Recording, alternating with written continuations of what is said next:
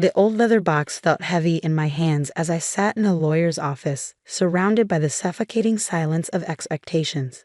My father's will reading had brought us all here, myself, my mother in her perfectly pressed designer suit, and my brother Marcus, already scrolling through his phone with obvious boredom.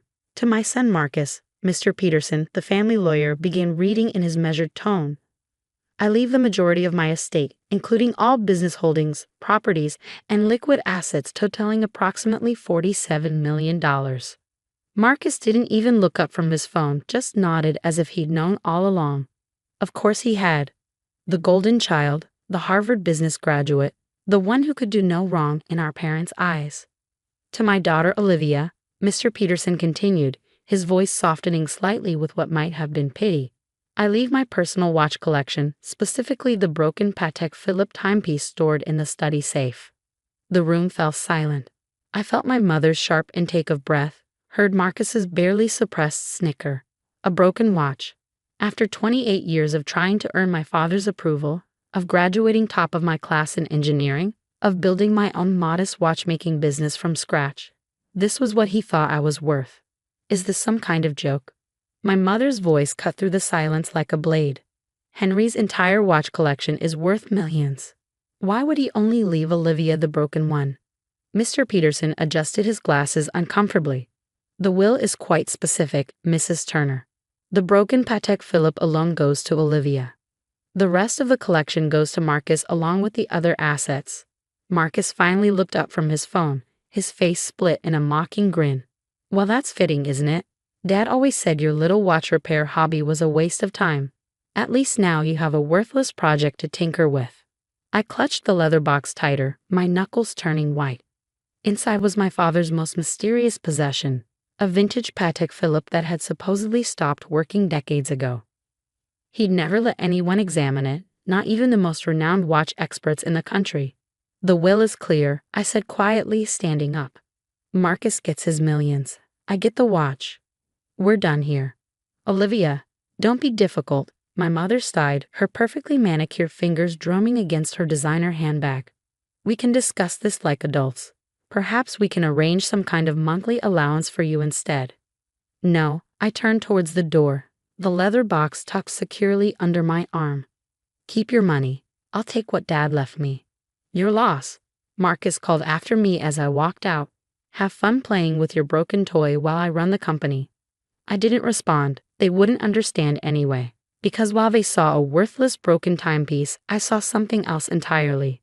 In all my years of studying horology and mechanical engineering, I'd never seen my father's mysterious watch up close.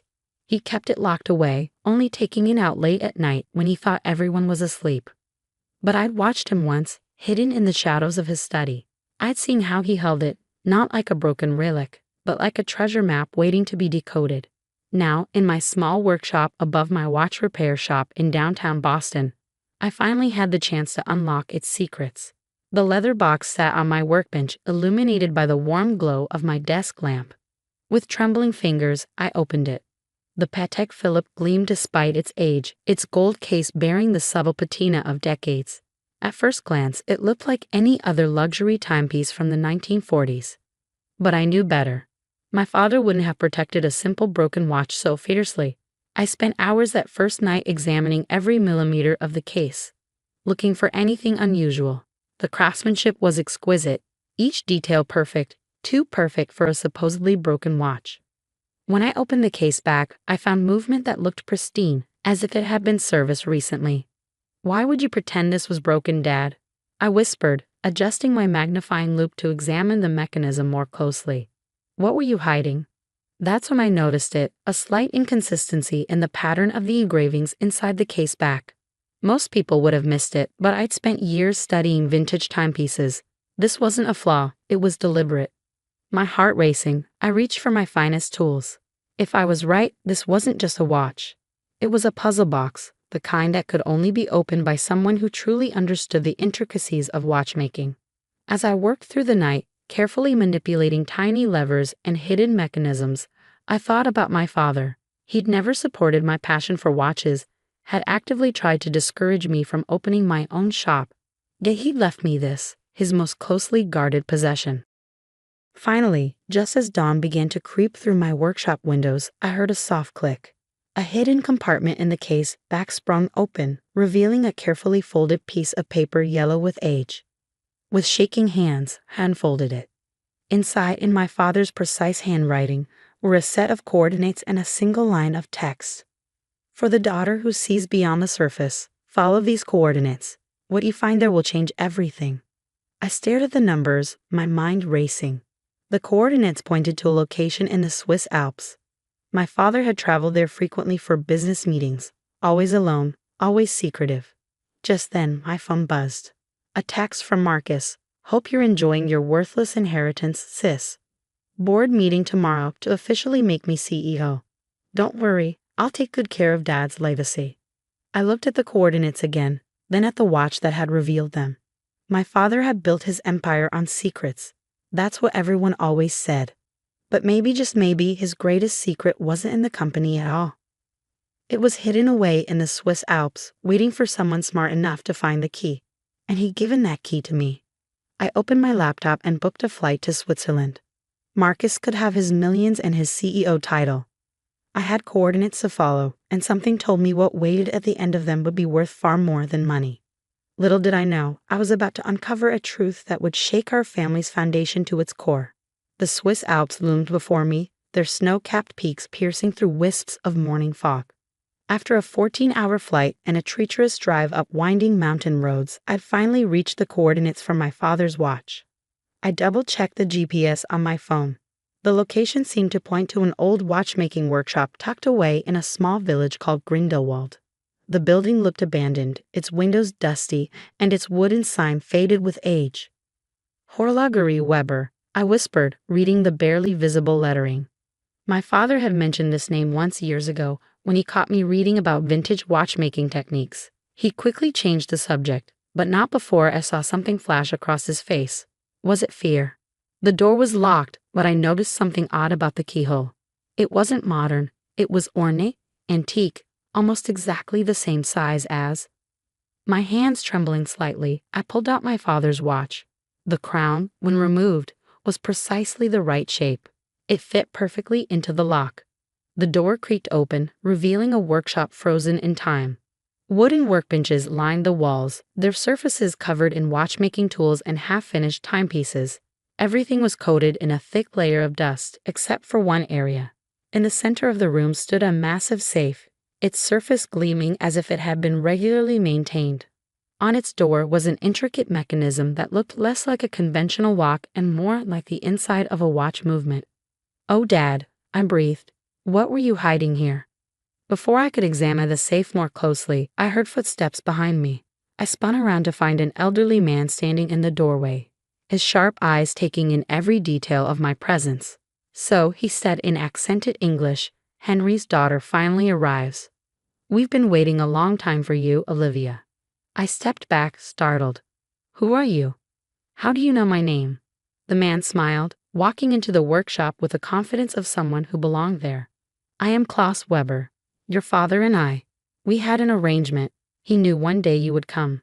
My mind raced. Weber, the same name as on the shop sign. "My father never mentioned you." "No, he wouldn't have. Just as he never told you the truth about how he really built his fortune." Klaus ran his hand along one of the dusty workbenches. "This workshop holds secrets that would destroy everything your brother thinks he's inherited." He reached into his pocket and pulled out a watch, identical to the one my father had left me. "Your father wasn't just a businessman, Olivia. He was part of something much bigger. Something that started right here, in this workshop 70 years ago." Over the next hour, Klaus revealed a story that shattered everything I thought I knew about my family. The watch my father had left me wasn't just a timepiece. It was a key to unlocking the truth about Weber and Turner, my father's company. In 1952, Klaus's father and my grandfather had discovered something revolutionary, a watchmaking technique that could create mechanisms of unprecedented precision. But instead of patenting it, they kept it secret, using it to build special timepieces for powerful people who needed to coordinate exact timing across the globe. "Your father didn't build his fortune through normal business," Klaus explained. "He built it by being the keeper of time itself. Every major coordinated business deal, Every synchronized global transaction over the past 30 years, they all relied on our watches. My mind was spinning. But why keep it secret? Why not patent the technology? Claw's expression darkened, because what we created wasn't just about keeping time. It was about controlling it. These watches, when synchronized, can create moments, microseconds, where time itself seems to pause. Imagine what that means for global financial transactions, for coordinated military operations, for anyone who needs to be first in a world where milliseconds mean millions. I thought about Marcus sitting in the CEO's office, thinking he controlled everything. He had no idea that the real power of Weber and Turner lay hidden in this dusty workshop. Your father knew you were the only one who could be trusted with this, Klaus continued. He saw how you built your business from nothing, how you understood the soul of watchmaking, not just its profits. That's why he left you the watch. It's not just a key to this workshop, it's your invitation to join us. He turned to the gleaming safe and began adjusting its mechanism. The question is, are you ready to become a keeper of time? The safe door swung open, revealing rows of watches identical to mine, each one a key to power most people couldn't imagine.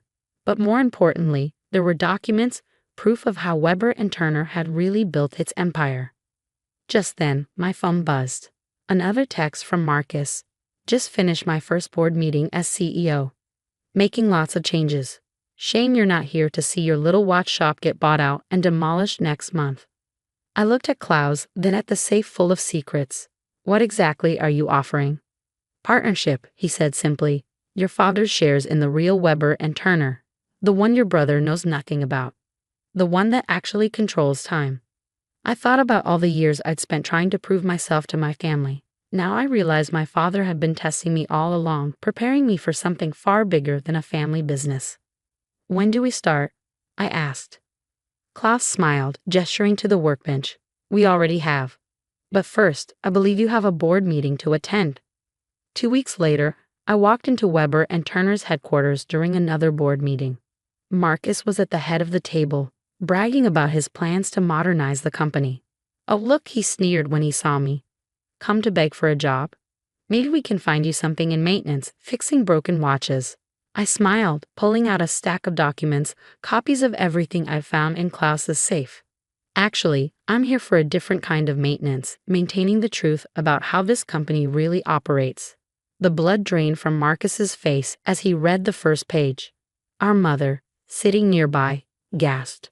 You can keep your CEO title, Marcus, I said calmly, but from now on, you'll answer to the real board of directors, the one that deals in time itself.